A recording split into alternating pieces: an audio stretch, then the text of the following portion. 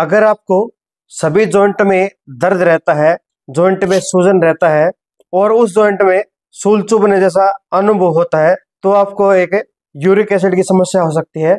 Hi friends, welcome to my official channel Deepak pharmacist.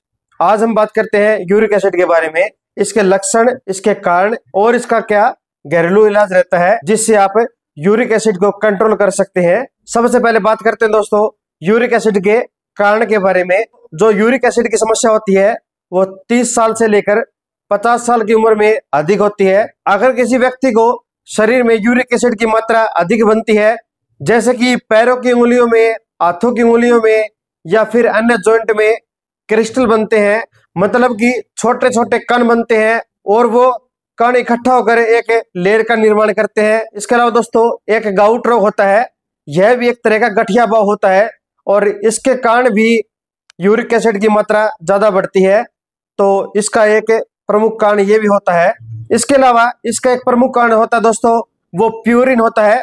Purine बढ़ने के कारण भी यूरिक एसिड की मात्रा बढ़ती है और प्यूरिन होता है वो खाने की चीजों में अधिक होता है, जैसे कि उड़द की दाल है, अरहर की दाल है या फिर चावल है, राजमा है या फिर पालक है, गोभी है, एग है, अरबी है या फिर लाल मांस है, फास्ट फूड है, कोल्ड ड्रिंक्स है, बियर है, शराब है। इन सभी खाने की चीजों में प्यूरिन की मात्रा अधिक पाई जाती है, जिसके कारण से यूरिक एसिड काफी ज्यादा बढ़ता है। इसलिए आप जिसमें ज्यादा प्यूरिन हो उन चीजों से आपको बचाना चाहिए। इसके अलावा दोस्तों अगर किसी को किडनी डिजीज है, किडनी में समस्या है या फिर किडनी में स्टोन है, तो भी इसका एक प्रमुख कारण यूरिक एसिड हो सकता है, क्योंकि दोस्तों किडनी हमारे शरीर का एक फिल्टर ऑर्गन होता है और उस ऑर्गन में समस्या आती है तो आपको यूरिक एसिड की समस्या हो सकती है। अगर किसी व्यक्ति को बीपी हाई रहता है तो भी इसका कारण यूरिक एसिड हो सकता है, या फिर किसी व्यक्ति को शुगर की समस्या है तो शुगर बढ़ने से भी व्यक्ति को यूरिक एसिड की समस्या हो सकती है, या फिर आप अधिक पेन किलर खाते हैं या फिर अधिक मात्रा में आप एंटीबायोटिक्स टेबलेट खाते हैं तो भी यूरिक एसिड आपका बढ़ सकता है। कोई भी टेबलेट लेने से पहले आप अपने क्वालिफाइड डॉक्टर की सलाह जरूर लें या फिर आप रजिस्टर्ड फार्मासिस्ट की भी सलाह ले सकते हैं। नेक्स्ट बात करते हैं यूरिक एसिड के लक्षण के बारे में। किसी भी रोगी को यूरिक एसिड की समस्या है तो जॉइंटों में दिक्कत होती है, जॉइंटे में दर्द रहता है, जैसे कि टखने में दर्द या फिर कोहनी में या फिर पैर के जॉइंटों में दर्द या फिर आपकी कलाई में या फिर आपकी उंगलियों में दर्द या फिर शरीर के अन्य जॉइंट में भी दर्द होता है। और जिन हिस्सों में आपको दर्द होता है उसमें सूजन तथा लालिमा आती है। और दोस्तों जैसे जैसे आपके शरीर में यूरिक एसिड की मात्रा बढ़ती है वैसे वैसे आपके जॉइंट जो है वो ब्लॉक होने स्टार्ट हो जाते हैं, बिल्कुल जकड़ जाते हैं और उस जकड़न की वजह से रोगी को हिलने डुलने में काफी समस्या आती है। और जो इसका लक्षण होता है दोस्तों वो जहां पर आपको दिक्कत है वहां पर आपको गर्म गर्म महसूस होता है, या फिर लक्षण में आपको बार बार पेशाब आना, या फिर मूत्र में आपको खून आता है, या आपको मूत्र में बदबू आती है, इसके ये लक्षण है।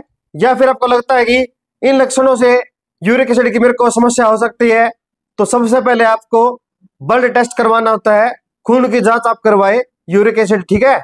अगर आपको भी यूरिक एसिड बढ़ता है तो मैदा, सूजी और गेहूं से बनी हुई चीजें बिल्कुल भी ना खाएं। तो फिर आप सोचते हैं तो फिर हम ऐसा क्या खाएं, तो दोस्तों आपको खाने में आपको बाजरे की रोटी खानी है या फिर आप जवार की रोटी भी खा सकते हैं, इससे आपका यूरिक एसिड मेंटेन रहेगा और बिल्कुल ठीक हो जाएगा। और दोस्तों जो बाजरे की रोटी होती है ये काफी गुणकारी होती है, इसके अंदर कुछ प्रचुर मात्रा में विटामिन मौजूद होते हैं, जैसे कि आयरन है, कैल्शियम है, मैग्नीशियम है, पोटेशियम है, विटामिन B12 है। इनकी मात्रा बाजरे की रोटी में अधिक होती है। या फिर दोस्तों आप सुबह सुबह सूर्य की जो पहली किरण होती है उसमें बैठकर आपको धूप लगानी होती है 30 से 40 मिनट तक, और सुबह सुबह आप मॉर्निंग वॉक करें। योगा जरूरी है शरीर के लिए, क्योंकि योगा करने से आपको शरीर के जितने भी हिस्से में जॉइंट में पेन रहता है या फिर जॉइंट में जकड़न रहती है तो उसको आप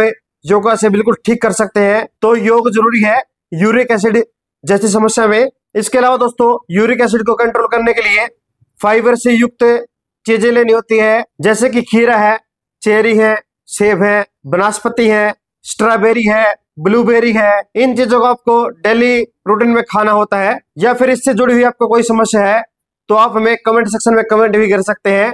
और अधिक जानकारी के लिए या फिर आप हमसे जुड़ने के लिए चैनल को सब्सक्राइब करें और इंस्टा को भी फॉलो करें। मैं मिलता हूँ नेक्स्ट वीडियो में।